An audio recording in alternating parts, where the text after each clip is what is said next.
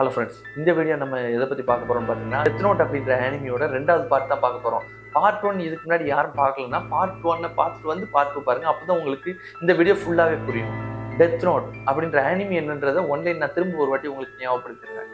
School படிக்கிற ஒரு student கையில் ஒரு மிகப்பெரிய சக்தி வாய்ந்த நோட் புக் ஒன்று கிடைக்கி, அந்த நோட் புக்கை பயன்படுத்தி அவன் இந்த உலகத்தில் யாருனாலும் எப்போனாலும் கொலை பண்ணலாம் அப்படின்ற சக்தி கிடைச்சோடனே இந்த உலகத்தில் நடக்கிற குற்றங்களை பார்த்து பொறுத்துக்கிட முடியாம அவன் இந்த நோட் புக்கை குற்றவாளிகளுக்கு எதிராக பயன்படுத்தி தப்பு செய்யற எல்லாரையுமே தண்டனை கொடுக்க ஆரம்பிக்கிறான். அதாவது அவங்க எல்லாரையுமே கொலை பண்ண ஆரம்பிக்கிறான். இப்படி அவன் கொண்டுகிட்டே இருக்கும்போது போலீஸ் ஒரு கட்டத்துல இவனை தேடி வர ஆரம்பிக்காங்க. இவன் போலீஸ்ட மாட்டினானா இல்லையா, இந்த ஸ்கூல் ஸ்டூடெண்ட்டுக்கு என்னதான் ஆச்சு அப்படின்றத சொல்ற கதை தான் இந்த டெத் நோட்.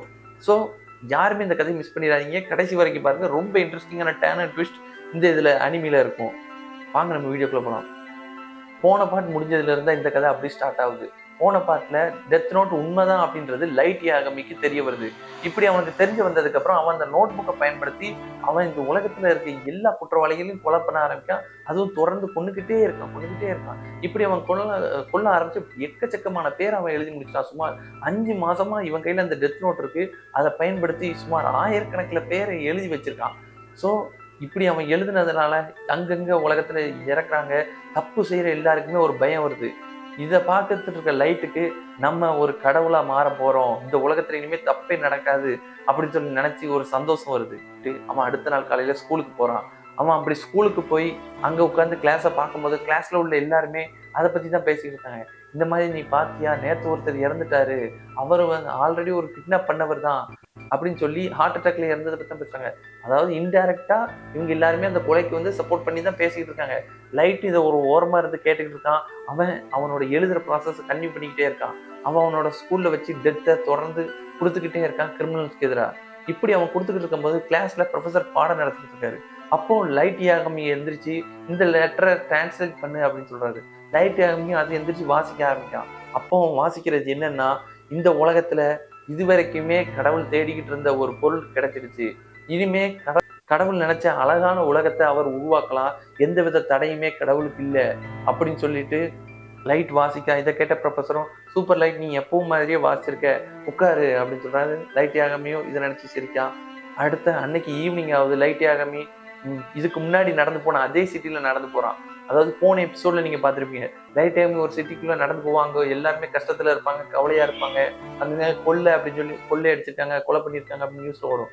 இந்த நேரம் நியூஸ்ல என்ன ஓடுதுன்னா, இந்த மாதிரி நேத்தும் தப்பு செஞ்ச ஒருத்தர் நெஞ்சு வழியில இறந்து போயிருக்காரு, அதுவும் ஜெயிலுக்குள்ள இருக்கிற ஒருத்தரே அப்படின்னு சொல்றாங்க. இதை கேட்ட மக்களும் சந்தோஷமா இருக்காங்க. மக்கள் சந்தோஷமா சிரிச்சு பேசி வாழ ஆரம்பிச்சாங்க. தப்பு செய்யற எல்லாருமே இருட்டுக்குள்ள ஒளிஞ்சு இருந்து பதுங்கிருந்து வாழ ஆரம்பிச்சாங்க. லைட்டுக்கும் நம்ம நினைச்ச உலகம் இதுதான் கொஞ்சம் கொஞ்சமா மாறிட்டு வருது அப்படின்னு சொல்லி வீட்டுக்கு போய் திரும்பவும் அந்த டெத் நோட்டை எடுத்து பெயர்களை எழுத ஆரம்பிக்கான். லைட் ஒவ்வொருத்தரா கொண்டுகிட்டே இருக்கான். அந்த நேரம் ரியூக்கு வந்து கேக்குது, எதுக்காக நீ வந்து இப்படி தொடர்ந்து ஹார்ட் ஒர்க் பண்ணிக்கிட்டே இருக்க? நீ வந்து டெத் நோட்ல தான் எழுதணும்னா ஃபுல்லா உட்காந்து அதையே எழுத வேண்டியது தானே, கொஞ்சம் கொஞ்சம் டைம் விட்டு எதுக்கு எழுதுற அப்படின்னு சொல்லி ரியூ கேக்கு. அந்த ரியூ கேட்டதுக்கு லைட் யாகமே பதில் சொல்றான். என்ன சொல்றான் அப்படின்னு பாத்தீங்கன்னா, இல்ல நீ நினைக்கிற மாதிரி இல்ல, நான் பாட்டுக்கு இந்த டெத் நோட்ல எழுதுறது மட்டுமே ஒரு வேலையை வச்சு நான் பண்ணிட்டு இருந்தேன்னா என்னோட ரெகுலர் லைஃப் பாதிக்கப்படும். அப்படி அது ரெகுலர் லைஃப் பாதிக்கப்பட்டுச்சுன்னா என்னோட படிப்பு குறைஞ்சா என்னோட கிரேடும் குறையும். பிளஸ் எனக்கு வந்து தூக்கம் தேவைப்படுற நேரத்துல தூக்கணும்னா, அப்படி நான் தேவைப்படுற நேரத்துல தூங்கினாதான் என்னால சரியா ஃபோக்கஸ் பண்ணி சரியா மூவ் பண்ண முடியும். எந்த ஒரு முடிவையும் நான் அவசரப்பட்டு எடுக்கக்கூடாது. ஏன்னா என்னைக்கா இருந்தாலும் போலீஸ்க்கு என் மேல ஒரு டவுட் வரும். அப்படி என்கிட்ட நெருங்கி வரும்போது என்னோட ரெகுலர் ஆக்டிவிட்டிஸ் அவங்க நோட் பண்ணுவாங்க. அதுல சேஞ்சஸ் இருந்தா என் மேல மிகப்பெரிய லெவல்ல ஒரு சந்தேகம் வரும். ஸோ நான் வந்து நான் இந்த டெத் நோட்ல எழுதுற வேலையும் பார்க்கணும். அட் த சேம் டைம் என்னோட பர்சனல் ஒர்க்லயும் நான் கரெக்டா இருக்கணும். கரெக்டான டைம் ஸ்கூலுக்கு போகணும், கரெக்டான டைம் டியூஷன் போகணும், அங்க கொடுக்குற ஹோம்ஒர்க்ஸ் எழுதணும், அதே நேரம் வீட்லயும் நார்மலா பேசணும், என்னோட கிரேட்ஸையும் மெயின்டைன் பண்ணணும். அதுக்காக தான் நான் இவ்வளவு ஹார்ட் ஒர்க் பண்ணி ப்ராக்டிஸ் பண்ணிட்டு இருக்கேன் அப்படின்னு சொல்றாங்க. ஹார்ட் ஒர்க் பண்ணி தயாராகிட்டு இருக்கேன் அப்படின்னு ரியோக்கிட்ட சொல்றான். ரியோக்கு இதை கேட்ட உடனே அதிர்ச்சி அடையுது. இது வரைக்கும் இந்த நோட் புக் வச்சிருந்த யாருமே இப்படி சொன்னதில்லை. எல்லாருமே நமக்கு பிடிக்காத எல்லாரையும் கொலை பண்ணுவோம், கொலை பண்ணிட்டு பணத்தை மிரட்டி வாங்குறதா தான் இருந்துச்சு. ஆனா இவன் இந்த நோட் புக்கை வித்தியாசமா யூஸ் பண்றான் அப்படின்னு சொல்லி அது சந்தோஷப்படுது. அந்த நேரம் என்ன நடக்குன்னு பாத்தீங்கன்னா, அந்த ரூமோட கதவை லைட் யாகமியோட தங்கச்சி தட்டுறா. லைட் யாகமி, நீ உள்ள இருக்க, எதுக்கு டோரை லாக் பண்ணி வச்சிருக்க அப்படின்னு சொல்லி கேட்கா. இதை கேட்கிற லைட், நம்ம சிஸ்டர் எதுக்கு இப்போ வந்திருக்கா அப்படின்னு சொல்லிட்டு கதவு திறக்க போறதுக்கு முன்னாடி அவனோட டேபிள் உள்ள டெஸ்கை திறந்தா டெஸ்க்குள்ள அவனோட டெத் நோட்டை வச்சுட்டு அவன் போய் கதை ஓப்பன் பண்றான். அப்படி ஓப்பன் பண்ணதுக்கு அப்புறம் லைட், நீ எனக்கு வந்து இந்த என்னோட ஸ்கூல் ஹோம்ஒர்க்கை முடிக்கிறதுக்கு ஹெல்ப் பண்றியா அப்படின்னு சொல்லி லைட்டு கிட்ட அந்த பொண்ணு கேட்குது. உடனே லைட்டும் சரி ஓகே உள்ளவா அப்படின்னு சொல்லி உள்ள கூட்டிட்டு போய் உட்கார வைக்கான். அந்த நேரம் ரியூக்கு வந்து லைட் யாகமிட்ட சொல்லுது, பார்த்து லைட், உன்னோட நோட் புக் அவ தொட்டுற போறா, அப்படி அவன் மட்டும் அந்த டெத் நோட்டை தொட்டுட்டானா அவன் கண்ணுக்கும் நான் தெரிய ஆரம்பிப்பேன் அப்படின்னு சொல்றான். இதை கேட்ட உடனே லைட் யாகமி அதிர்ச்சி அடைகிறான். அதுக்கப்புறம் யோசிச்சு பார்க்கா, இந்த ரியூ வேணுக்குனே நம்ம கிட்ட வந்து அந்த பொண்ணு கிட்ட போற வரைக்குமே சொல்லாம இருந்துட்டு அவ எப்போ அந்த டெத் நோட் கிட்ட போறாளோ அப்பதான் சொல்லுது இது வந்து பர்பஸ்ஃபுல்லா தான் பண்ணுது அப்படின்றத லைட் யோசிச்சுட்டு, இந்த ஷினுகாமிஸே எப்படிதான் அப்படின்னு சொல்லிட்டு அவனோட டிராயரை போய் அவன் க்ளோஸ் பண்ற மாதிரி நின்றுக்கிறான். அவனோட சிஸ்டரை சேர்ல உட்கார சொல்லிடுறான். ஸோ அவனோட சிஸ்டரால அந்த டிராயரை அவனை தாண்டி ஓப்பன் பண்ண முடியாது, பார்க்க முடியாது. இன்னைக்கு லைட் யாகமி அவன் தங்கச்சி அந்த நோட் புக்கு தொடுறதுல இருந்து தப்பிக்கான். இதுக்கு வேற ஒரு வழி பண்ணணும் அப்படின்னு சொல்லி லைட் யாகமி யோசிக்கான். இதே நேரத்துல உலகத்துல உள்ள ஒரு சீக்ரெட்டான இடத்துல இன்டெலிஜென்ஸ் மீட்டிங், அதாவது உலகத்துல உள்ள எல்லா போலீஸுமே சேர்ந்து ஒரு மீட்டிங் நடத்துறாங்க. FBI, CIA, அதுக்கடுத்த போலீஸ் ஆஃபீஸர் எல்லாருமே ஒரு பெரிய ஹால்ல இருந்து மீட்டிங் நடக்கு. அந்த மீட்டிங்ல என்ன பேசுறாங்கன்னு பாத்தீங்கன்னா, இந்த மாதிரி குற்றவாளிகள் எல்லாமே தொடர்ந்து கொல்லப்பட்டுக்கிட்டு இருக்காங்க. இப்படி கொல்லப்படுறதுனால நிறைய குற்றவாளிகள் வந்து தானாவே ஆஜராகிறாங்க. எங்களுக்கு பெரிய தண்டனை வேண்டாம், நாங்க ஜெயிலே இருந்தோம், தயவு செஞ்சு எங்களை கொன்றாதீங்க அப்படின்னு சொல்லி ஆஜராகிறாங்க. இவங்களெல்லாம் வைக்க ஜெயில் கூட இல்லை நமக்கு அப்படின்னு சொல்லி பேசுறாங்க. இந்த நேரத்துல இதெல்லாம் வந்து பண்றது கண்டிப்பா ஒரு பெரிய ஆர்கனைசேஷன் தான் இருக்கணும். அதாவது போலீஸ்களுக்குள்ள மாத்தி மாத்தி பேசுறாங்க. இப்படி பண்றது ஒரு பெரிய டீமா தான் இருக்கணும், அவங்க எல்லாம் பிளான் பண்ணி இந்த மாதிரி கொலை பண்றாங்க அப்படின்னா. அதுக்கு இன்னொரு போலீஸ், இல்ல அப்படிலாம் பண்ண வாய்ப்பே இல்லை, எந்த ஒரு ஆர்கனைசேஷனால ஒரே நேரத்துல 100 கிரிமினல்ஸை கொல்ல முடியும், அது வேற வேற இடத்துல இந்த உலகத்துல அப்படின்னு சொல்லி பேசுறாங்க. இப்படி அவங்களுக்குள்ள மாத்தி மாத்தி வாதம் நடக்கும்போது ஜப்பான்ல இருக்கிற ஒரு போலீஸ் வந்து அந்த நேரம் லேட்டா வந்து ஆஜராகிறார். அதாவது ஜப்பான்ல இருக்க ஒரு ஹையர் ஆபீசர் இவர் வந்து அங்க வந்தோடனே அந்த நேரத்துல அவரோட சபார்டினேட் கேட்காரு, எதுக்கு சீஃப் இவ்வளவு லேட்டா வந்திருக்கீங்க அப்படின்னா, எனக்கு வந்து ஹெட் குவார்டர்ஸ்ல இருந்து கால் வந்துச்சு, அவங்ககிட்ட பேசிட்டு வந்தேன் அப்படின்னு சொல்லி அவர் அந்த மீட்டிங்ல இருக்காரு. இப்போ மீட்டிங்கை வந்து எல்லாருமே சைலண்ட் ஆக்க சொல்லிட்டு, இந்த கிரிமினல்ஸோட கொலை வழக்க நம்ம கண்டிப்பா கண்டுபிடிச்சு தான் ஆகணும் அப்படின்னு சொல்லி ஹெட் ஆஃபீஸர் ஒருத்தர் பேசுறாரு. அப்படி ஹெட் ஆஃபீஸர் பேசுறோன்னே, அது எப்படி நம்மளால பிடிக்க முடியும், இது வந்து ஃபர்ஸ்ட் அப்படி ஒரு கொலை தான் நடக்குன்னு நீங்க எப்படி சொல்றீங்க அப்படின்னு இங்க இருந்து எல்லாருமே கத்தி பேசுறாங்க. அதுக்கு அந்த ஹெட் ஆஃபீஸர் வந்து, பின்ன இது வந்து கண்டிப்பா நம்ம டிபார்ட்மெண்ட்ல இருந்து கூட ஆட்கள் செஞ்சிருக்கலாம், இப்படி பண்றது தப்பு தான் அப்படின்னு சொல்லி அவர் சொல்றாரு. அதுக்கு வந்து இதை வந்து போலீஸ் டிபார்ட்மெண்ட் பண்ண சான்ஸே இல்லை, FBI ஏஜென்ட்ஸ் தான் பண்ணியிருக்கணும் அப்படின்னு சொல்லி, அதாவது போலீஸ்குள்ள மாத்தி மாத்தி ஆர்குமெண்ட் நடக்கு. இந்த ஆர்குமெண்டால எந்த ஒரு கட்டத்திலையுமே கிட்ட அவங்க, அதாவது இந்த கில்லர் கிட்ட அவங்களால நெருங்க முடியல. லைட் யாகமியும் இதைதான் யோசிச்சு வச்சிருந்தான். போலீஸ் வந்து இந்த நேரம் தேடுவாங்கன்னு தெரிஞ்சுதான் லைட் யாகமி யோசிச்சா. அதே மாதிரி அவங்களுக்குள்ள மாத்தி மாத்தி கன்வர்சேஷன் ரொம்ப நேரம் போயிருக்கு, மணிக்கணக்கில் போது எந்த ஒரு டெவலப்மெண்ட்டும் இல்லை. அதுக்கு அடுத்துதான் அந்த போலீஸோட ஹெட் ஆஃபீஸர் சொல்றாரு, நம்மளால இந்த கேஸை சால்வ் பண்ண முடியல அப்படின்னு சொல்லிதான் நான் வந்து நமக்காக ஒருத்தரை கூப்பிட்டுருக்கேன், அவர் பேர் தான் L, world most famous detective அப்படின்னு சொல்றாங்க. இந்த எல்லோட பேரை கேட்டோடனே நிறைய பேர் வந்து ஷாக் ஆகுறாங்க. எல் இந்த கேஸ் எடுத்திருக்காரா, எல் எப்படி, எல் வந்து நம்ம சொன்னா கேட்க மாட்டாரு, அவருக்கா இன்ட்ரெஸ்ட் தான் எடுப்பாரு, நம்ம எப்படி இந்த கேஸை கொடுக்க முடியும் அப்படின்னு சொல்லி பேசுறாங்க. உடனே இந்த ஜப்பான் போலீஸ் ஆஃபீஸர் கிட்ட அவரோட சபார்டினேட் கேட்காரு, ஆமா யார் இந்த எல் அப்படின்னு சொல்லி கேட்காரு. அதுக்கப்புறம் தான் அவர் அந்த எல்லை பத்தி சொல்ல ஆரம்பிக்காரு. எல் யாரு அப்படின்னா, இந்த உலகத்துல இது வரைக்குமே யாருமே எல்லை பார்த்ததே கிடையாது, எல்லோட ஃபுல் நேம் கூட யாருக்குமே தெரியாது. எல்லுன்னு ஒருத்தர் இருக்காரு, அவர் வந்து இந்த மாதிரி போலீஸாலேயோ இன்டெலிஜென்ஸ் ஆஃபீஸராலேயோ முடிக்க முடியாத கேஸ் எல்லாத்தையுமே அவர் வந்து இன்வால்வ் ஆகி முடிச்சு கொடுப்பாரு. மேலும் எல் வந்து இந்த உலகத்துல இருக்க பெரிய பெரிய ஹையர் ஆஃபீஸர்ஸ் கூட எல்லாம் டைரக்டா டீலிங்ல இருக்கக்கூடியவர் தான் இந்த எல். இந்த எல் எப்படி இருப்பாருன்னு கூட இது வரைக்கும் யாருக்குமே தெரியாது. ஆனா சுமார் 1000கணக்கில் கேஸை எல் இது வரைக்குமே போலீஸ்க்காகவும் கவர்மெண்ட்டுக்காகவும் அபிஷியலாகவும் அன்அபிஷியலாவுமே ஒர்க் பண்ணி முடிச்சு கொடுக்குறாரு அப்படின்னு சொல்றாரு. இதை கேட்டோன்னே அந்த சபார்டினேட்டுக்கு ஓகே, இப்படி ஒருத்தர் இந்த கேஸ் அக்செப்ட் பண்ணியிருக்காரா அப்படின்னு.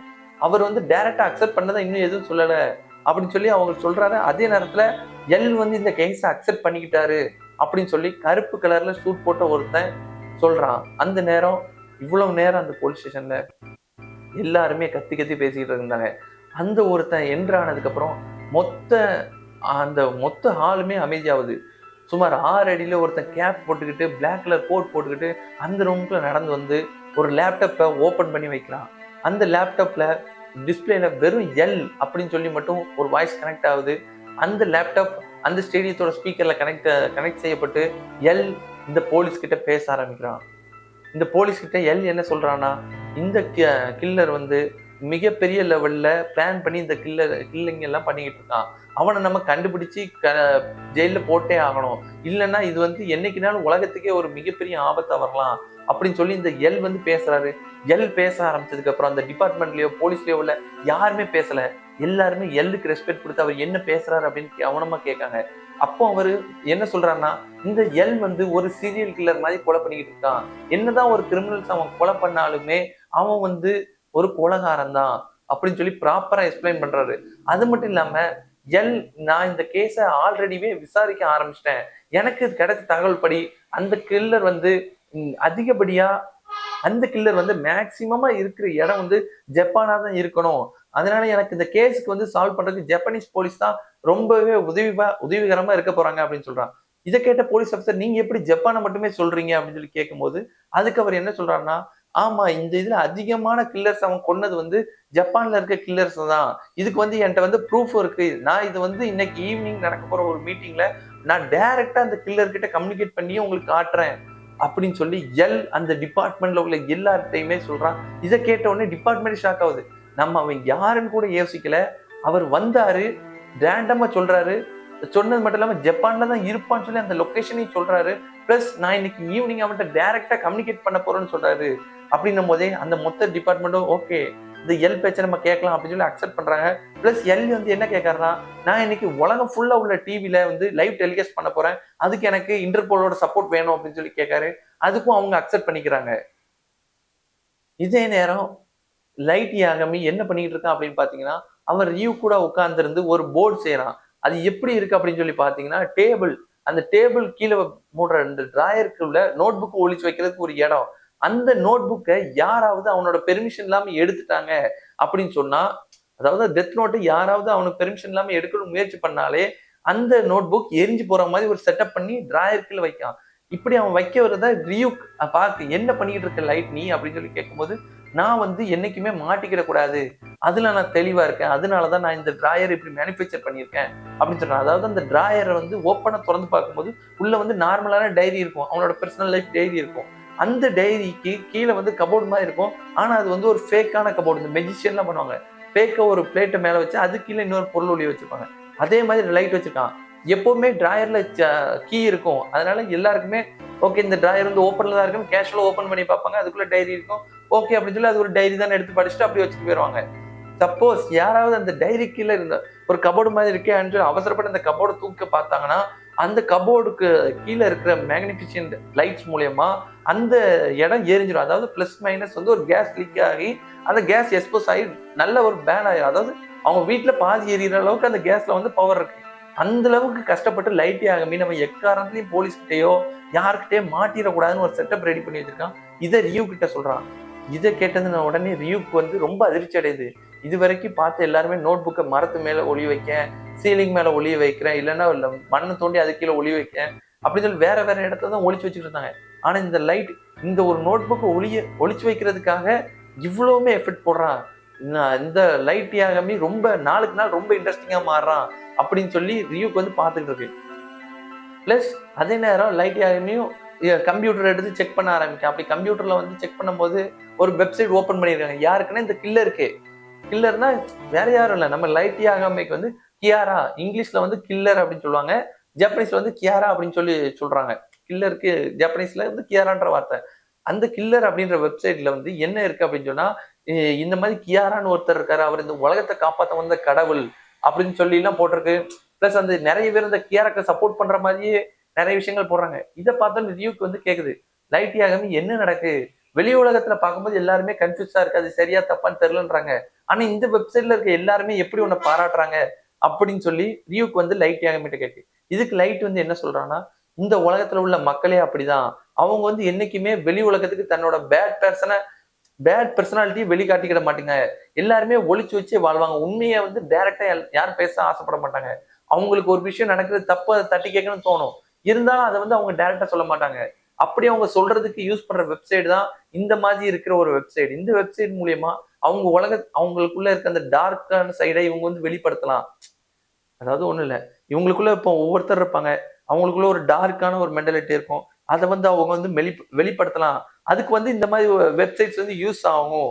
இப்ப பாரு, இந்த வெப்சைட்ல வெளிப்படுத்துற ஒவ்வொருத்தருடைய எக்ஸ்போஷனும் இந்த மாதிரி கில்லர் இருக்கிறது கரெக்ட் தான், நாட்டுல நல்ல அமைதி நடக்கு அப்படின்னு சொல்லி அவங்க டைரக்டா பேசுறாங்க. ஏன்னா இதுல அவங்க முகம் தெரியாது, அவங்க பேர் தெரியாது, அவங்க யாருன்னே தெரியாது. அதனால அவங்க இங்க உண்மையா இருக்காங்க, அவங்க இங்க வந்து சேஃபா ஃபீல் பண்றாங்க அப்படின்னு சொல்லி ஹியூமன்ஸோட சைக்காலஜிய ரியூக்கு அழகா சொல்றான் லைட் யாகமி. இத பார்த்துட்டு இருக்க ரியோக்கும் ஓகே இது ரொம்ப நல்லா இருக்கு அப்படின்ற அந்த நேரம் நியூஸ்ல வந்து ஃபிளாஷ் நியூஸ் ஒன்று ஓட ஆரம்பிச்சு. என்னன்னா, இந்த மாதிரி போலீஸ் வந்து தொடர்ந்து இந்த மாதிரி கொலைகள் நடக்கிறத வந்து பிடிக்கிறதுக்கு ஒருத்தனை அனௌன்ஸ் பண்ணியிருக்காங்க. அவனோட பேர் எல் அப்படின்னு சொல்றாங்க. அப்படி எல் அப்படின்றவர் இன்னைக்கு உலகம் ஃபுல்லாவே லைவ்ல பேச போறாரு. அந்த லைவுக்கான டெலிகாஸ்ட் இதோ இப்போ கொஞ்ச நேரத்துல ஆரம்பிக்க போது. இன்டர்போலோட டெலிகாஸ்ட் தான் இது, யார் மிஸ் பண்ணிடாதீங்க அப்படின்னு சொல்லிட்டு இருக்காங்க. அந்த லைட்டும் பார்க்க ரியூக்கு பார்க்க அந்த நேரம் சடனா அந்த லைவ் டெலிகாஸ்ட் ஸ்டார்ட் ஆகுது. அந்த லைவ் டெலிகாஸ்ட்ல லைட் யாரும் எதிர்பார்க்கவே இல்லை. யார் இது அப்படின்னு சொல்லி பார்க்கும்போது லைட் அந்த இதுல வந்து எல் பேச ஆரம்பிக்கிறான் அந்த டிவில.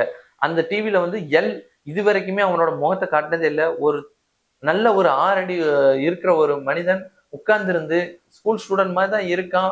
ஆள் உட்கார்ந்திருந்து பேச ஆரம்பிக்கான். அவனோட பேர் லிண்டன் எல் ட்ரேவியஸ் அப்படின்ற மாதிரி ஒரு பேர் இருக்கு. அவனோட பேரை கீழே வச்சு அவன் வந்து டிவில லைவ்ல உட்காந்து பேச ஆரம்பிக்கிறான். இத பாத்துக்கிட்டு இருக்காங்க எல்லாருமே. அப்போ வந்து போலீஸ் சீஃப்ட வந்து அவரோட அந்த ஆல்ரெடி சொன்னால ஜப்பானீஸ் சீஃப் ஒருத்தர், அந்த சீஃப் ஆபீசர் கிட்ட வந்து ஒருத்தர் கேட்காரு, இது வரைக்கும் லைட் வந்து முகத்தை காட்டினதே இல்லைன்னு சொன்னீங்க, ஆனா இவர் என்ன டைரக்டா உட்காந்து பேச ஆரம்பிச்சிட்டாரு லைவ்லயே அப்படின்னு சொல்லி கேட்காரு. இதுக்கு வந்து அவரு இந்த லைட் யாகமி வந்து சாரி இந்த எல் வந்து இந்த கேஸ்ல ரொம்ப சீரியஸா இருக்காரு. அதனாலதான் எல் வந்து டைரக்டா அவரோட மூஞ்ச காட்டியே பேச ஆரம்பிக்காரு. இதுதான் அவரு எல்லோட இதுதான் எல்லோட முழு உருவம், இதுதான் அவரு அப்படின்னு சொல்லி உலகத்துக்கு அவரே காட்டுறாரு. அப்படின்னா இந்த கேஸ்ல அவர் எவ்வளவு சீரியஸா இருக்காருன்றத நீங்க எல்லாரும் புரிஞ்சுக்கிடணும் அப்படின்னு சொல்லி அந்த ஹையர் சீஃப் எல்லாருக்கும் சொல்றாரு. ஓகே அப்படின்னு சொல்லி எல்லாரும் பார்த்துட்டு இருக்காங்க. அப்போ எல்லும் டிவில பேச ஆரம்பிக்கா. இந்த பாரு லைட், நீ வந்து நினைச்சுக்கிட்டு இருக்க, நீ வந்து இந்த உலகத்துல வந்து எல்லாரையும் மாத்திரலாம், தப்பு பண்ற எல்லாரையும் தண்டனை கொடுக்கலாம், நீ வந்து உன்னை ஒரு கடவுளை நினைச்சுக்கிட்டு இருக்க. ஆனா அது நீ கிடையாது. உண்மையில நீ யாரு அப்படின்னா, நீ வந்து ஒரு ஈவில் பெர்சன் அப்படின்னு சொல்றான். இத கேட்ட உடனே லைட்டுக்கு வந்து டென்ஷன் ஆகுது. என்னடா இவன் நம்மள வந்து ஒரு ஈவில் பெர்சன்ரா, நம்ம இந்த உலகத்துக்கு எவ்வளவு நல்லது பண்றோம் அப்படின்னு சொல்லி லைட் யாகமே நினைச்சுக்கிட்டு இருக்கான். அந்த அதுக்கடுத்த நான் வந்து உனக்கு சவால் விடுறேன், என்னைக்குனாலும் ஒரு நாள் நான் உன்னை கேட்ச் பண்ணிடுவேன், நீ பாத்துக்கிட்டே இரு, நீ எங்க இருக்க நான் கிட்டத்தட்ட லொகேட் பண்ணிட்டேன், உன்னால முடிஞ்சா என்ன கொண்டு காட்டு பார்ப்போம், நீ சொல்றல நீ நினைச்சுக்கிட்டு இருக்க நம்ம ஒரு மிகப்பெரிய கடவுள் அப்படின்னு சொல்லி, நீ வந்து என்ன கொண்டு காட்டு அப்படின்னு சொல்லி எல் வந்து டிவில இந்த லைட் யாகமிய பத்தி தெரியாமையே சவால் விடுறாங்க. உடனே அப்படி சவால் விட்டோடனே லைட் யாகமிக்கு இது வந்து ஒரு சேலஞ்சா எடுத்துக்கிறான். நீ வந்து ஒரு முட்டாள்தனம் பண்ணிட்ட, நீ உன் முகத்தை காட்டிட்டு எனக்கு சேலஞ்ச் பண்ணியிருக்க கூடாது அப்படின்னு சொல்லிட்டு லைட் யாகமி அவனோட டெத் நோட் எடுத்து லைவ்ல அந்த எல் பேசிக்கிட்டு இருக்கும்போது லிண்டன் எல் ட்ரைவரஸ் அப்படின்ற பேரை எழுதுனான். அதுவும் எப்படின்னா, இது வரைக்கும் லைட் வந்து சின்ன சின்னதாக தான் பேர் எழுதியிருப்பான். ஆனா அவன் அக்ரஷன்ல எழுத ஆரம்பிக்கான் அவனோட பேரை. அந்த நோட்ல ஒரு பேஜ்ல ஃபுல்லாவே அவனோட பேரை பெருசா எழுதி வைக்கிறான். அப்படி எழுதி வச்சுட்டு லைட் யாகமே சிரிக்க ஆரம்பிக்கான். நீ இறக்குறத இன்னைக்கு இந்த உலகத்துல உள்ள எல்லா மக்களும் பார்ப்பாங்க, நீ கொஞ்சம் புத்திசாலியா இருந்திருக்கலாம், புத்திசாலியா இருந்திருந்தனா நீ இந்நேரம் இந்த டிவில வந்து பேட்டி கொடுத்துருக்க மாட்டேன், இப்படி இதோட உன் கதை முடிஞ்சது எல் அப்படின்னு சொல்லிட்டு சிரிக்கான். அவன் கடைசி 10 செகண்ட் அப்படின்றத கவுண்ட் டவுன் பண்றான்.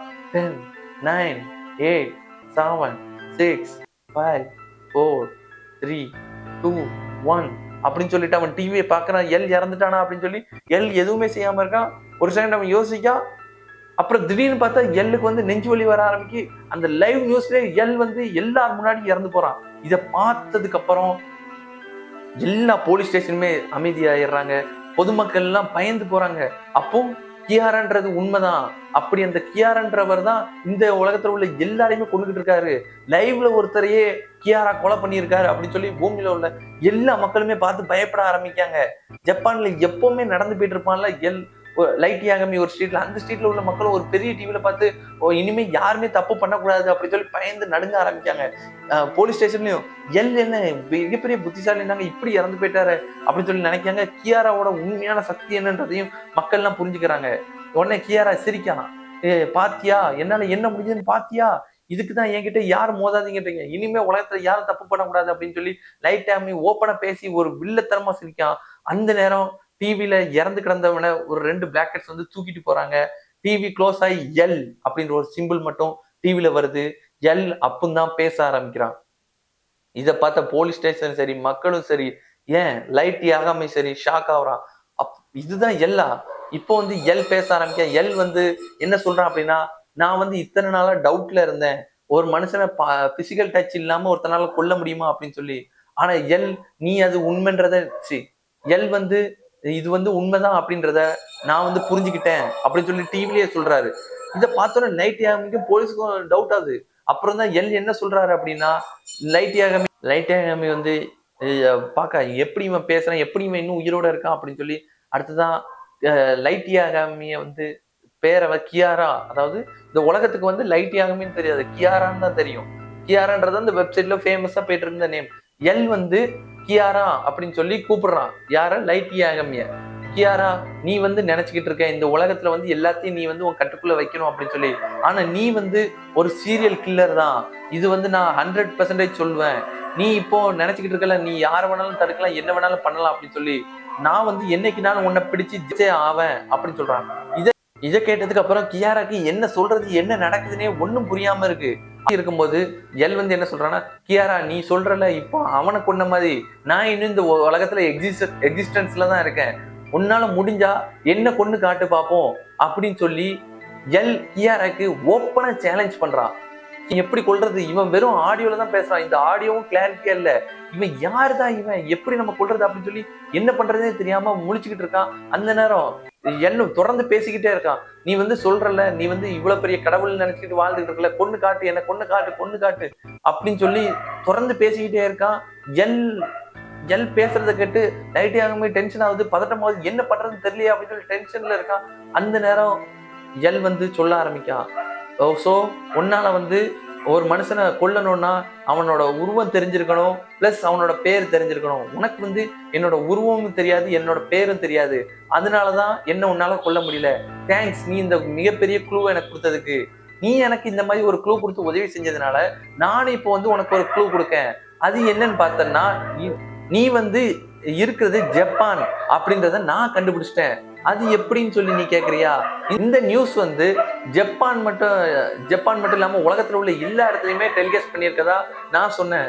ஆனா அது வந்து போய் இந்த நியூஸ் வந்து டெலிகாஸ்ட் ஆனது எல்லாமே பாத்தீங்கன்னா ஜப்பான்ல உள்ள ட்ரெஞ்சிண்டோ அப்படின்ற சிட்டில தான். இந்த சிட்டில தான் ஆரம்பத்துல கொலை நடந்துச்சு. ஸோ நான் இந்த சிட்டில தான் ஃபர்ஸ்ட் போடுவோம் அப்படின்னு சொல்லி போட்டேன். நான் சப்போஸ் நீ இதுல வந்து ஃபர்ஸ்ட் இருந்தவனை கொல்லலைன்னா வேற டைமிங்ல வேற ஏரியால போடலாம்னு நினைச்சிட்டு இருந்தேன். ஆனா நான் அப்படி இப்போ போட வேண்டிய அவசியம் இல்லை. நான் ஃபர்ஸ்ட் ஏன் பண்ண சிட்டியே இதுதான். நான் மேக்சிமம் நீ இங்கதான் இருப்பேன்னு நினைச்சு ரேண்டமா பிளே பண்ண, நீ என்னோட வலையில வசமா சிக்கிக்கிட்ட. சோ நீ இந்த ஜப்பான்ல உள்ள ட்ரெஞ்சிரோ அப்படின்ற ஏரியால தான் இருக்கு அப்படின்றத நான் கண்டுபிடிச்சிட்டேன். உனக்கு வந்து லக் இருக்கு, ஏன்னா இந்த ட்ரெஞ்சிரோல மிகப்பெரிய லெவல்ல பொதுமக்களும் இருக்காங்க, வேற ஊர்ல இருந்து வந்துட்டு போற மக்களும் இருக்காங்க, நிறைய பாப்புலேஷன் இருக்கு. அதனால இந்த சிட்டிக்குள்ள நீ வந்து ஒளிஞ்சுக்கிடலாம். நீ வந்து வேற ஊருக்கு போய் அங்க வந்து இந்த மாதிரி கொலைகளை தொடர்ந்து பண்ணலாம் அப்படின்னு நினைக்கலாம். ஆனா நீ அப்படி பண்ணாலுமே நான் உன்னை வந்து கண்டிப்பா கையும் காலுமா பிடிப்பேன். சோ நீ வந்து தயாரா இரு, கிட்டத்தட்ட நான் உன்னை நெருங்கிட்டேன். நான் இப்போ வந்து உன்னை உலகத்துல தேட வேண்டியது இல்ல, ஜப்பான்ல தேட வேண்டியது இல்ல, ஜப்பான்ல உள்ள ஒரு சிட்டில தான் தேட வேண்டிய இருக்கு. இந்த ஜப்பான்ல உள்ள சிட்டில அதிகப்படியா ஒரு 3000 பேர் 4000 பேர் தான் இருப்பாங்க. இந்த 4000த்துல ஒருத்தன் தான் கியாரா அப்படின்றத நான் கண்டுபிடிச்சிட்டேன். சோ கியாரா நீ தயாராயிரு, நான் உன்னை நெருங்கி வரேன் அப்படின்னு சொல்லி கியாராக்கு எல் ஓப்பனா சேலஞ்ச் கொடுக்குறான். இப்படி ஓப்பனா சேலஞ்ச் கொடுத்ததுக்கு அப்புறம் லைட் யாகமி அந்த நியூஸை கேட்டுக்கிட்டு இருந்துட்டு ஷாக் ஆகுறான். ஷாக் ஆகிட்டு ஓகே நான் இந்த சேலஞ்சை அக்செப்ட் பண்ணிக்கிறேன் அப்படின்னு சொல்லி சிரிச்சுக்கிட்டே சொல்றான். எனக்கு வந்து இந்த சேலஞ்ச் ரொம்ப பிடிச்சிருக்கு எல், நீ யாரா இருந்தாலும் சரி, என்னைக்கு நான் உன்னை நேர்ல பாக்குறேனோ அன்னைக்கு நான் உன்னை கண்டிப்பா கொன்றுவேன் அப்படின்னு சொல்லி சொல்றான். அதே நேரத்துல இங்க எல்லும் என்ன சொல்றான்னு பாத்தீங்கன்னா, வெயிட் பண்ணு கியாரா, நெக்ஸ்ட் நாம எப்போ மீட் பண்றோமோ அன்னைக்கு உன்னை நான் கண்டிப்பா பிடிச்சிருவேன் அப்படின்னு சொல்றான். இப்போ வந்து ரியூக்கு வந்து இவங்க ரெண்டு பேரோட நிலத்தையும் ரியோக்கு வந்து ஓரமான்னு பார்க்க, அப்படி அது பார்க்கும்போது அதுக்கு வந்து புரியுது, ஓகே இந்த 2 பேருமே ரொம்ப சுவாரஸ்யமா இருக்காங்க, இவனுக்கு ஈக்குவலான மேட்ச் அவன், இவ்வளவு பெரிய உலகத்துல இருந்து டைரக்டா இவன் இங்கதான் இருக்கான் அப்படின்னு சொல்லி பாயிண்ட் பண்ணி கிட்டத்தட்ட எல் எல் வந்து கிட்டத்தட்ட லைட் யாகமி கிட்டே நெருங்கிட்டான். இவங்க 2 பேர்ல முதல்ல யார் யார பாக்காங்க, யார் யார பிடிக்காங்களோ அவங்க ஆப்போசிட்ல உள்ளவங்கள கொன்றுவாங்க. அதாவது லைட் யாகமி இந்த எல் யாரு, எல்லோட உண்மையான பேர் என்னன்னு தெரிஞ்சுக்கிட்டா அவனை கொன்றுவான், கண்டிப்பா கொன்றுவான். இந்த எல் இந்த கியாரா யாரு, இந்த கியாராவோட உண்மையான பேர் என்ன, உண்மையா எங்க இருக்கான்றத கண்டுபிடிச்சானா அவனையும் கண்டிப்பா அவன் வந்து அழிச்சிருவான். இப்படி 2 பேருக்கு நடுவுல மிக கிட்டத்தட்ட 2 பேரும் நெருங்கிட்டாங்க. ஆனா கேட்ச் பண்ண முடியல. இந்த மாதிரி ஒரு இன்டெலெக்சுவலான ஒரு ஸ்கிரீன் பிளே இருக்கும். இந்த சீன் எல்லுக்கு வந்து லைட் யாகமியோட கியாராவோட உண்மையான பேர் தெரியாது, உண்மையில அவன் எங்க இருக்கான்னு தெரியாது.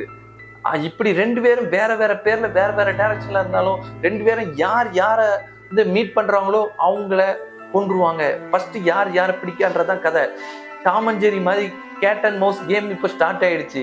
இதுல யார் யார ஃபர்ஸ்ட் பிடிக்கா அப்படின்றதான் காம்படிஷனா இருக்கு. இதை வந்து நம்ம இவ்வளவு நேரம் சொல்றோம், நீங்க வந்து டென்ஷன் ஆகாதீங்க ஃப்ரெண்ட்ஸ்.